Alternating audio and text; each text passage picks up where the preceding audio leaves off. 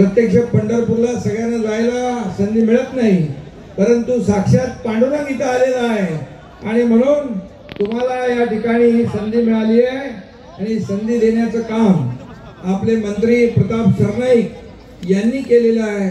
मी त्यांचं तुमच्या सगळ्यांच्या वतीने अभिनंदन करतो आणि त्यांना धन्यवाद देतो की खऱ्या अर्थाने अनेक कामं इथं आपण केली, परंतु अनेक विकास प्रकल्प केले। महाराष्ट्रामध्ये देखील अनेक उद्घाटनं, लोकार्पणं, भूमिपूजन केली।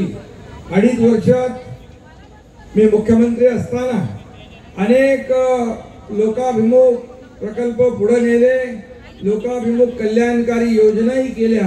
कारण 4 विठ्ठल मूर्ती ज्या आहेत त्याचं लोकार्पण येत्या डिसेंबर मध्ये होत आहे। राज्याचे मुख्यमंत्री म्हणून काम बघत असताना मी एकनाथ शिंदे साहेबांना एकदा विनंती केली की एवढं पवित्र असं स्थान आपण पुण्यश्लोक अहिल्यादेवी होळकरांच्या नावानं उपवन तलाव येथे निर्माण केलेलं आहे आणि खूप सकाळी 5 वाजल्यापासून रात्री 10 वाजेपर्यंत ज्येष्ठ नागरिक असू द्या किंवा ह्या शहरातील विविध स्तरावरची लोक असू द्या या ठिकाणी येत असतात आणि कार्तिकी एकादशी त्याचबरोबर आषाढी एकादशीच्या निमित्तानं शिंदेसाहेब दरवर्षी तुळजापूरला आपल्या पंढरपूरला जात असतात।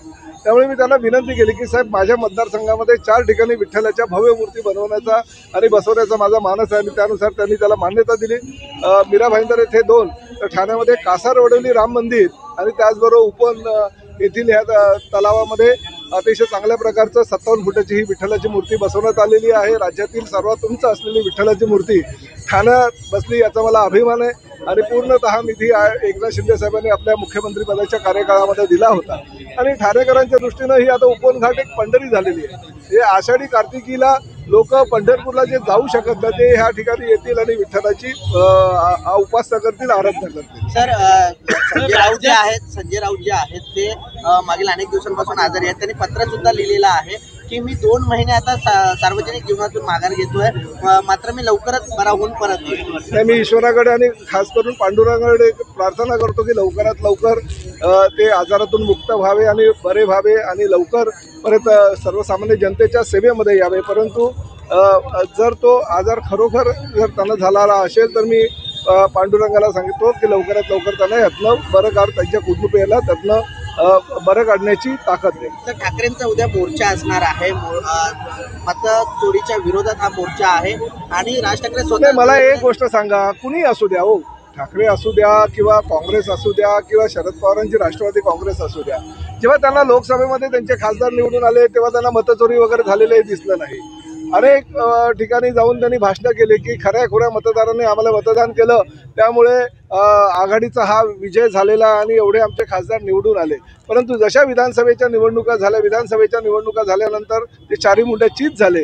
एवढ्या मोठ्या प्रमाणामध्ये त्याने जागा लढून फक्त 19 आमदार त्यांचे निवडून आले आणि त्याचबरोबर जे शिवसेनेचे 80 जागा होत्या त्यातील 60 जागा एकनाथ शिंदे साहेबांच्या माध्यमातून राज्यभर त्यांनी लाडक्या बहिणींच्या माध्यमातून लाडक्या बहिणींना आशीर्वाद दिला, ज्येष्ठांनी आशीर्वाद दिला आणि तब्बल 60 जागा फार मोठ्या मताधिक्यानं निवडून आल्या आणि त्यामुळे फक्त मतचोरीचा हा आव आणून जाणीवपूर्वक येणाऱ्या महापालिका, जिल्हा परिषद आणि नगर परिषदेच्या निवडणुकीमध्ये आपला पराभव होणार आहे हे त्यांना मान्य आहे आणि ते त्यांना आता कळलेलं आहे की आपला पराभव अटळ आहे, म्हणून काहीतरी ते आरोप करून अशा प्रकारे ह्या निवडणुकांमध्ये विघ्न आणण्याचा प्रयत्न करतात। ठाकरेंनी नमोवरती आणि एकनाथ शिंदे साहेबांवरती निशाणा साधलेला आहे। एकंदरीत पाहायला गेलं तर या अगोदर राज ठाकरे त्यांच्या व्यासपीठावर दिसल्यानंतर तुमच्या आता वेगळी मत बघा, एकनाथ शिंदे साहेबांवर आरोप केल्याशिवाय किंवा त्यांना म्हणजे त्यांच्या विरोधामध्ये बोलल्याशिवाय सर्वसामान्य लोकांमध्ये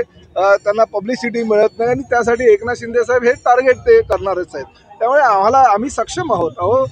आजपर्यंत शिवरायांच्या गड किल्ल्याचं रक्षण जर कोणी केलं असेल तर हे एकनाथ शिंदे साहेबांच्या शिवसेनेच्या मावळ्यांनी केलेलं आहे आणि त्यामुळे आजही शिवसेनेचे मावळे प्रत्येक किल्ल्यावर जाऊन शिवसेनेच्या पद्धतीनं आणि शिवसैनिकांप्रमाणे कामं करतात आणि ते गड किल्ल्याचं जे पावित्र्य आहे टिकवून ठेवतात।